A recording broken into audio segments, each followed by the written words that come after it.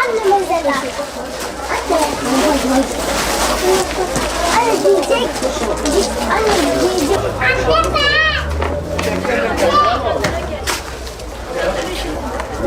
Sen X kaç mı istiyorsun? X kaç mı?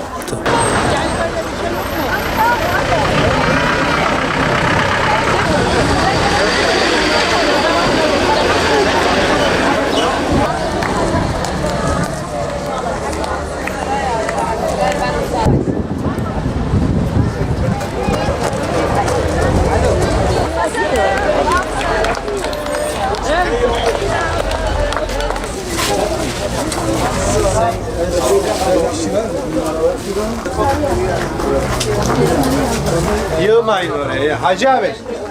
Mahalle 3 parça güzel bu. Çünkü başka bir şey yapmışsın.